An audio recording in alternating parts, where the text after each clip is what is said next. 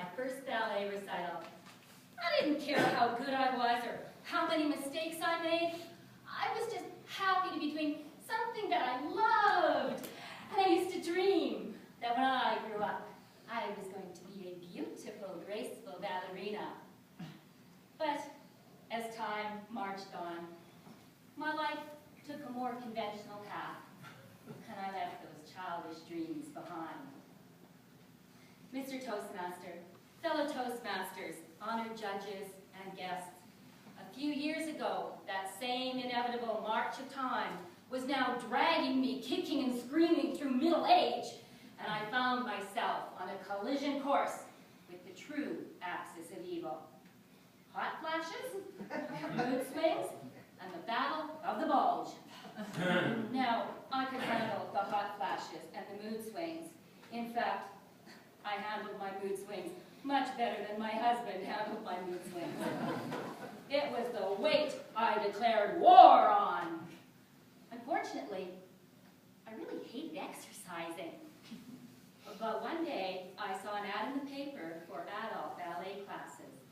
The ad promised to turn the ugliest of duckling into a graceful swan. I thought, what the heck? Call me a duck and sign me up. I was so excited to start dancing again until I walked into the studio. I'm sure I was the only person in this adult class over the age of 20.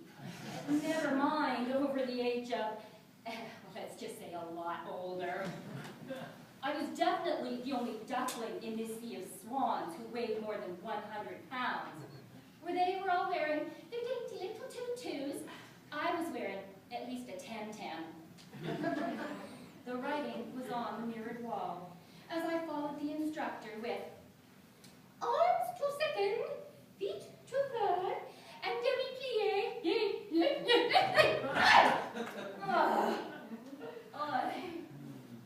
Clearly, where ballet was concerned, I had bottomed out. But I wasn't giving up that easily. I went down to the local rec center to inquire about more age-appropriate dance classes. The gal there convinced me to sign up for a popular new dance-based program called Zumba. I'd never heard of Zumba. If you're not familiar with it, how do I describe it? If you need to be a butterfly for ballet, then for Zumba, you have to be a jackrabbit. We were jumping this way. We were leaping that way. Arms and legs were flying everywhere.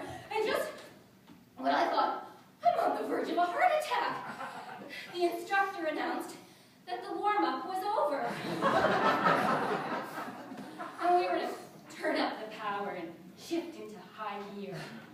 The only power I was interested in was the electricity to the defibrillator on the wall. The only gear I was shifting was in my car as I got the heck out of there. But now, I was starting to get discouraged. I even tried to convince my husband to take ballroom dancing with me, but apparently my dream is his nightmare. But then a friend introduced me to Rock Sharky, or as it is more commonly known, belly dancing. Turns out, belly dancing is great exercise. It isolates and strengthens core muscles. It stresses good posture, and it's low impact, making it ideal for the more mature woman. At first, even though I knew what great exercise it was, I was kind of embarrassed to admit that I was taking belly dancing. But my embarrassment gradually gave way under my growing admiration for the incredibly talented dancers that I met. Many older than me, many bigger than me. I found myself falling in love with this art, where a woman's ample hips and those other ample parts are actually considered an asset and not a liability.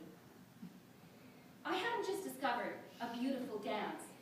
I had discovered an amazing community of women who were teaching their daughters and and granddaughters that beauty and grace have absolutely nothing to do with age or size.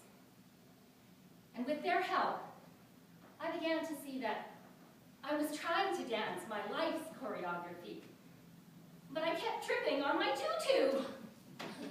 That same tutu we all wear at some point. The one that tells us, you're just too old. You're just too big. In so many ways, you're too inadequate. And until we take off that tutu,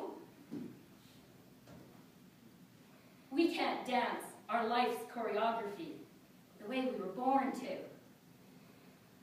1 year later, I performed in public for the first time. Standing backstage, my butterflies suddenly turned to panic. What was I doing? What if I messed up out there in front of all those people?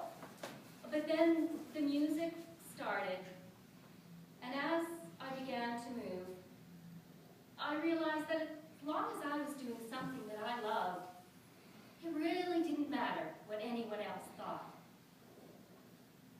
And I made up my mind.